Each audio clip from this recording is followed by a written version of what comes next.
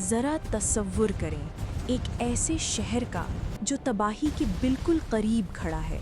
اس کی گلیوں میں توپوں کی آواز گونج رہی ہے، دیواروں پر دھواں ہے، اور اس کے محافظ ایک ایسی بڑی فوج کے سامنے کھڑے ہیں جو پورا ایک بر اعظم پار کر کے یہاں پہنچی ہے۔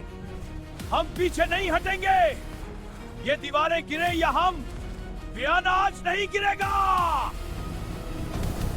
یہ کوئی فلمی کہانی نہیں، یہ 1683 کی وینا کی جنگ ہے۔ ایک ایسا ٹکراؤ جس کی ہار یا جیت یورپ کا نقشہ ہمیشہ کے لیے بدل سکتی تھی۔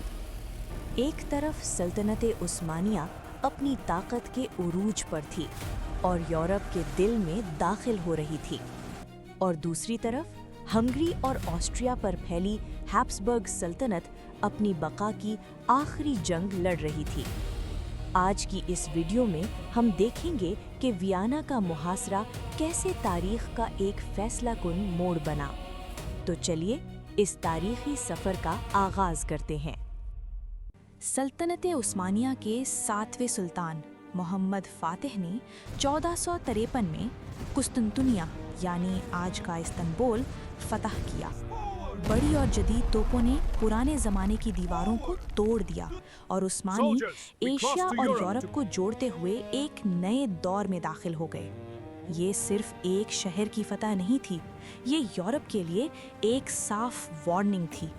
عثمانی یہاں نہیں رکے، وہ بلکان یعنی جنوب مشرقی یورپ میں مسلسل آگے بڑھتے گئے۔ بلغاریہ اور سربیا فتح کرتے ہوئے عثمانی آرمی ہنگری کی سرحد تک پہنچ گئی۔ محاکس کی جنگ میں سلطان سلیمان عالی شان نے ہنگری کی فوج کو شکست دی اور وسطی یورپ میں پاور بیلنس بدل گیا۔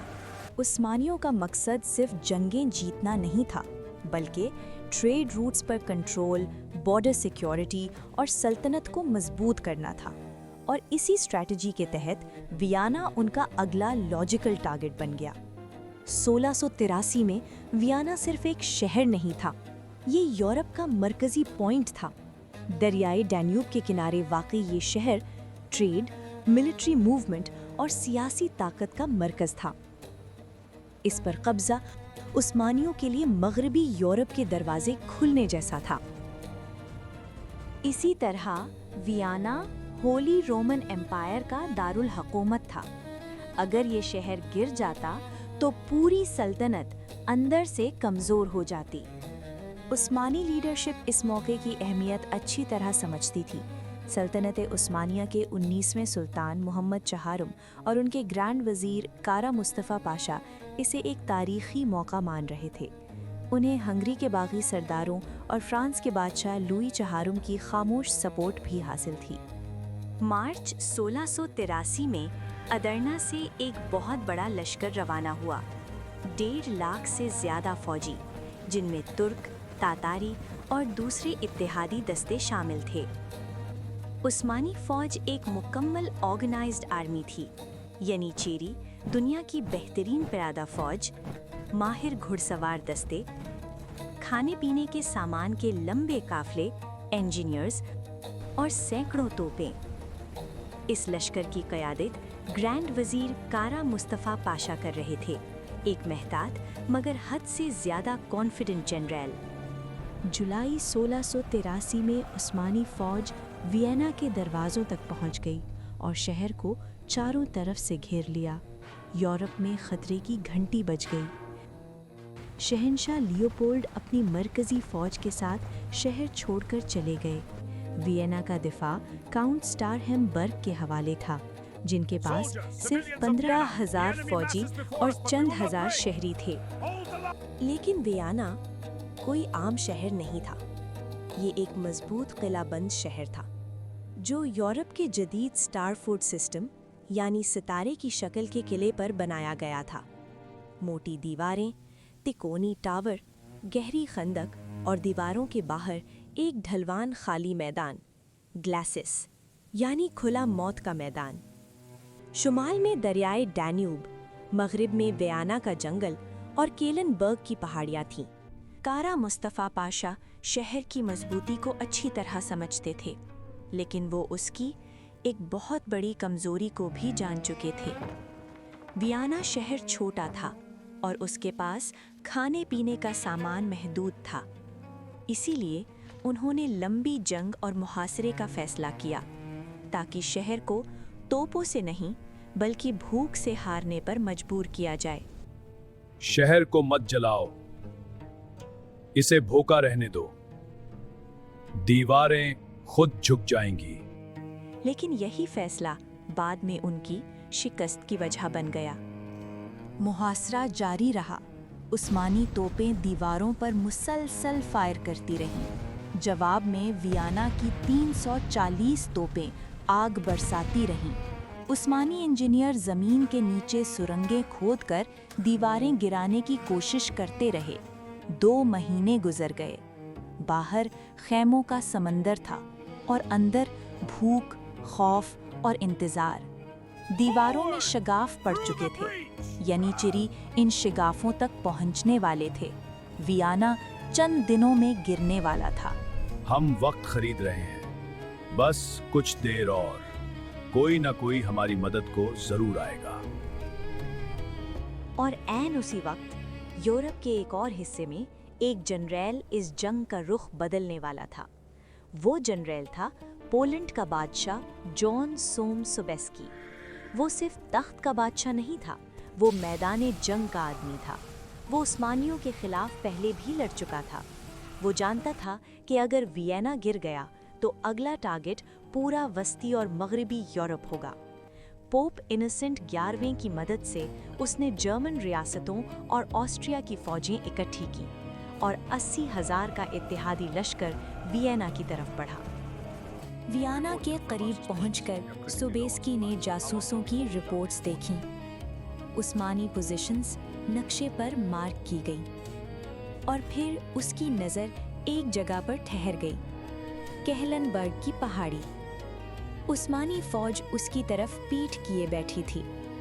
انہیں یقین تھا کہ گھنے جنگلات اور مشکل راستوں سے کوئی حملہ ممکن نہیں۔ جب سوبیسکی نے یہ پلان پیش کیا تو اتحادی جنرلز بولے، یہ پاگل پن ہے، پہاڑیوں سے حملہ، یہ خودکشی ہے۔ سوبیسکی نے جواب دیا، تو پھر اس خودکشی کی قیادت میں خود کروں گا، اور میرے ونگڈ ہوسارز سب سے آگے ہوں گے۔ ونگڈ ہوسارز، جن کی فولادی زرہیں، چیتے کی کھالیں، لمبے نیزے اور پشت پر لگے بڑے پر، جب وہ حملہ کرتے تو یوں لگتا جیسے موت کے فرشتے اتر آئے ہوں۔ اگلے دن سوبیسکی کے پلان کے مطابق جنوب اور مشرق سے اتحادی پیادہ فوج نے عثمانیوں کو الجھانا شروع کیا۔ شہر کے اندر بچے ہوئے فوجی یہ دیکھ کر باہر نکل آئے اور انہوں نے بھی حملے شروع کر دیے۔ عثمانی فوج کی توجہ بٹ گئی۔ اسی دوران سوبیسکی اپنے 18,000 گھڑ سواروں کے ساتھ خاموشی سے کہلنبرگ کی پہاڑی پر چڑھتا رہا۔ شام ہو چکی تھی۔ عثمانی فوج ساری دن کی لڑائی کے بعد اپنے کیمپوں میں آرام کر رہی تھی۔ کلنبرگ کی چوٹی پر سوبیسکی کھڑا تھا۔ اس کے سامنے عثمانی کیمپوں کا سمندر پھیلا تھا۔ اس نے ہاتھ اٹھایا، آج ہم صرف ویانا نہیں بچا رہے، آج ہم یورپ کو نئی زندگی دے رہے ہیں، چلو میرے ساتھ۔ اور جیسے ہی ہاتھ نیچے آیا، 3,000 ونگڈ ہوسارز بجلی کی طرح پہاڑی سے نیچے ٹوٹ پڑے۔ ان کے پیچھے 15,000 اور گھڑ سوار۔ یہ یورپ کی تاریخ کا سب سے بڑا گھڑ سوار حملہ تھا۔ نیزے عثمانی صفوں میں گھس گئے۔ پروں کی آواز، گھوڑوں کی رفتار اور پہاڑی کی ڈھلان کی طاقت عثمانی فوج کو روندتی چلی گئی۔ کیمپ ٹوٹ گئے، فوج بکھر گئی۔ صرف چند منٹوں میں عثمانی لشکر کا بایاں حصہ تقریباً ختم ہو گیا۔ اس اچانک اور زبردست حملے میں تقریباً 15,000 عثمانی فوجی مارے گئے۔ سوبیسکی اور اس کے ونگڈ ہوسارز نے عثمانی لشکر کو تتر بتر کر دیا تھا۔ کارا مصطفیٰ پاشا نے لشکر سنبھالنے کی کوشش کی۔ رکو، ابھی جنگ جاری ہے۔ हमें वियना फतह करना है। लेकिन बहुत देर हो चुकी थी। मुहासरा टूट गया। ये सल्तनत उस्मानिया की सदियों में सबसे बड़ी शिकस्तों में से एक थी। बस एक दिन देर हो गई। बस एक दिन देर हो गई। कारा मुस्तफ़ा पाशा को इस नाकामी की कीमत अपनी जान देकर चुकानी पड़ी और उसे बलग्राद में इस नाकामी के जुर्म में फांसी दे दी गई। इस शिकस्त ने सल्तनत उस्मानिया का वस्ती यूरोप और फिर मगरबी यूरोप को फतह करने का ख्वाब चकनाचूर कर दिया और वियना की ये जंग यूरोप के लिए एक अहम मोड़ साबित हुई। अगरचे सल्तनत उस्मानिया इसके बाद भी कायम रही, लेकिन यूरोप में इसकी पेशकदमी रुक गई। सुबेस्की की इस फतह के बाद यूरोपियंस सल्तनत उस्मानिया को पीछे धकेलते गए और बिल आखिर 1699 में मुआहिदा कार्लोविट्स के बाद उस्मानी सल्तनत को यूरोप से बड़ी हद तक बाहर निकलना पड़ा। इस जंग ने न सिर्फ यूरोप का नक्शा बदला बल्कि सकाफती तबादले भी हुए। दिलचस्प बात यह है कि वियना में कॉफ़ी का कल्चर इसी जंग के बाद आम हुआ, जब उस्मानी अपने पीछे कॉफ़ी की बोरियां छोड़ गए थे। तो दोस्तों, ये थी कहानी वियना के मुहासरे की, जहां एक जंग ने तारीख का रुख बदल दिया। आपके ख्याल में अगर उस्मानी ये जंग जीत जाते तो आज दुनिया कैसी होती? कमेंट्स में अपनी राय दें। वीडियो पसंद आए तो लाइक करें और चैनल को सब्सक्राइब करें। मिलते हैं अगली तारीखी कहानी में।